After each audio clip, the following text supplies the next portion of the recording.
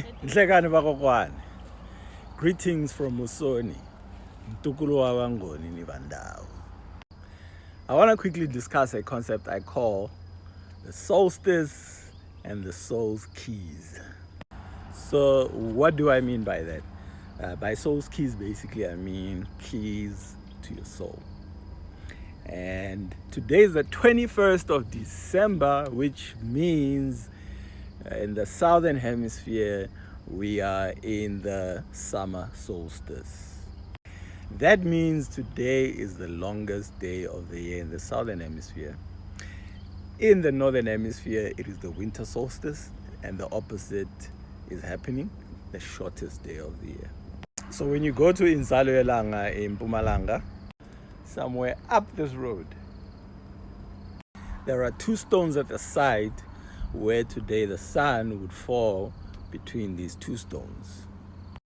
To get more details on how that calendar works, you can check out this video right here by clicking the link in my bio. So today, this morning, in the ancient land of Kemet, many gathered at Karnak Temple to see the winter solstice sunrise, which represents the rebirth of the sun. So the sun is being born again, which is where you get the concept of Christmas. Because on Christmas Day, a son was born. His name is Haru. Now back to the southern hemisphere. What is the energy and the vibration of the summer solstice? I'll begin by doing that by explaining the vibration of the winter solstice, because the summer solstice is the exact opposite. So winter itself is a time when nature goes underground. It goes into a dying state. It's kind of like submerging itself to prepare itself. It's like it's like a seed going into the ground and dying so that it can bring forth newness of life. During this time, for example, one of the avatars of the earth, snakes, they shed off their old skin. So it's the time of shedding off the old to make way for the new. So the winter solstice is a time to submerge, to prepare for renewal, to make way for the new to emerge, and therefore a time of rest, and etc., etc. Now, the summer solstice, being the exact opposite, is a time of high, when the sun is at its highest vibration, because it's the longest day of the year, because the sun, we are closer to the sun during the summer solstice, so the energy is at its highest. So that means a time of high activity and not a time of rest. Now, due to colonialism and Abrahamic traditions, Africans have lost our leverage. This colonial world order, or this Roman world order, Western world order, dictates that everybody be in the whole world be on the same vibration, even though people in the northern hemisphere and people in the southern hemisphere are moving at opposite vibrations. And so, where we are, where it is the summer solstice, we should not be in a time of rest and Christmas and a time of recess. We should be right in the opposite direction, so that we can move with the energy of nature, of the universe, of the cosmos. Because we are people, we are spiritual people, we are people of cosmology. No wonder life seems so hard, because you are trying to till a ground before it's time, before the rain falls, to make it easier for you. So during the time of the winter solstice, spiritually, our ancestors would fast and go into high spiritual hibernation to draw energy from the celestial activity. Imagine being in a place that is in a whole different time zone let's say about you travel to a place that is about 6 hours ahead of the time zone where you come from. You experience what is called jet lag. So you're a bit out of place because the time when you should be sleeping, you're not feeling sleepy. And the time when you should be sleeping, the time when you should be awake, you want to sleep. That makes you very ineffective in that environment because you are out of place. So as Africans, uh, being out of place in terms of our own cosmology, not being in the center of our own culture and following someone else's cosmology is equivalent to being jet lagged. So we find ourselves spiritually jet lagged. And literally when you jet lag, something as simple as watching your favorite program on TV might be a very difficult task, and you might end up falling asleep because you can't pay attention. So you are somehow weakened. So the same applies to what weakens Africans because we are outside of our cosmology, we're inside someone else's cosmology. We therefore find ourselves spiritually jet lagged. And everything that we need to do, even simple things, becomes so difficult because we're moving in the opposite, because leverage makes things easier and the opposite makes things, even easy things, hard. Leverage makes hard things easier, and the opposite of that, whatever it's called, makes easy things harder.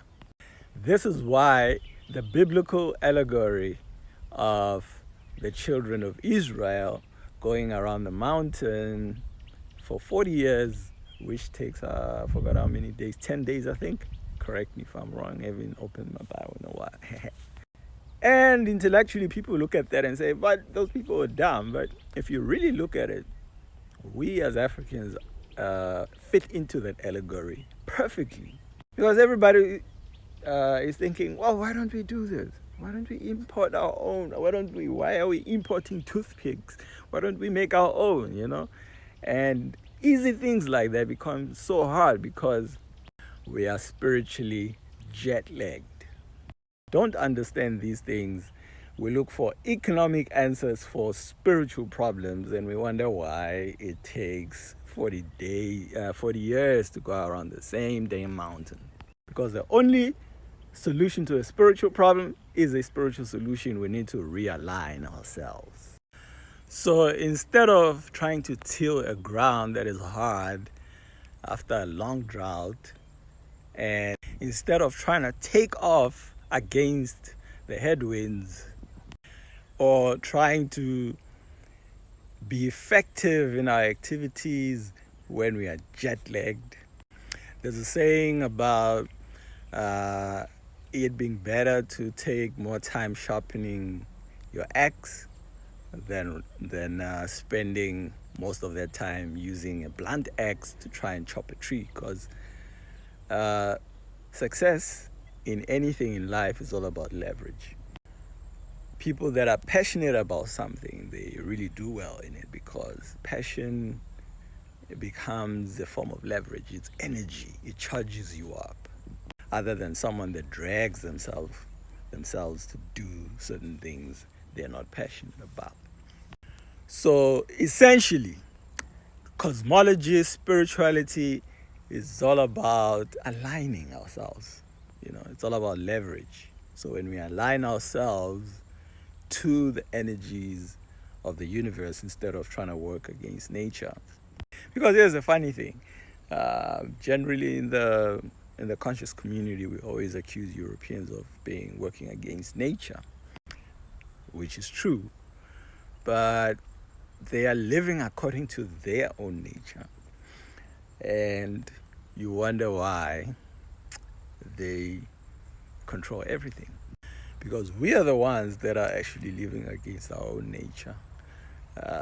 Individualism is not in line with our nature, which is Ubuntu, our culture. When we come back to the center, then we shall walk the earth once again as gods and goddesses, as our ancestors have, and all their works make modern scientists wonder if they were truly human. I will use this question as an example. Why can't black people unite? I'll show you how what I'm talking about actually answers this question. In the beginning, Africans lived in their center. Yeah, I know a lot of people want to argue about, there are different African cultures, blah, blah, blah. However, many of the so-called different cultures share the same fundamentals. And so a lot of the cosmologies, when you actually look at them, they carry the same skeleton. And then outside factors came in and pulled Africans out of their African center. Islam and Judaism coming in from the east, Christianity coming in from the west. And I know people want to argue that Ethiopians were Christians long before most of Europe, which is true. However, Ethiopia was converted in the 4th century AD through the Byzantine Empire, Europeans. And then we have politics. I belong to political party A, you belong to political party B. And those in political party A say, I belong to political party section 1 of political party A, and the other one belongs to section 2 of political party A. And so divisions upon divisions upon divisions to infinity. Just like when with Christianity, you had the Orthodox, and then you had Catholics and Protestants, and then the Protestants, because they protested against the Catholic Church, they began protesting against each other. And within the Protestant, you've got divisions of divisions of divisions that are go to infinity, because as we speak, one church breaks away from another. And then you have one part of Africa where Christians and Muslims are at war with each other, and there's genocide, and they're killing each other. And of course, even in the political section, you have people in the same political party, section 1 of political party A killing people in section 2 of political party A, and vice versa. And so the question is, if you are a parent and you have so many children that are scattered apart, how do you bring them together? The only way for all these divisions of Africans to come together is to have a place of coming together in the first place. And the only place where Africans can have a place of coming together is back in the African center. Because in our divisions, we are in different time zones. The Muslims are in the Arab time zone, and the Christians are in the Europe or the Roman time zone, and etc., etc. So the question is, if we're gonna agree on meeting and coming together, what time do we agree on? What is the time zone? And the answer to that is the African time zone. And by that I mean a cosmological time zone. Obviously, I'm not talking about a physical time zone, because Africa has different time zones, obviously. Because essentially, even as an individual, as an African, you have to be united within yourself. Because when you are over here as a Muslim, you are conflicted between your culture and your religion. And so you might reject the one and pick the other, or you might be doing a mixed masala. Likewise over here and over there. So before we can talk about Africans coming together to unite, each African has to unite themselves as an individual, as an entity, spiritually, physically, mentally. You have to be in agreement with yourself. on who you are and what you are. That means your culture, your spirituality, your identity have to align and agree. So to answer the question why Africans cannot unite is because Africans as individuals are self-divided as individuals between your different parts of your own entity as a human being. Because one part of you is in this time zone and another part is in this other time zone, and all of that is a confusion. And when there's confusion, there can never be harmony, because harmony comes from oneness. That is how you know whether you are in the center or outside. The center of who you are, the center of your culture, which is where power lies. Thank you very much. Black power, African power, peace, and African power. Thank you for watching. Like, share, and subscribe to the channel. Till next time. Away.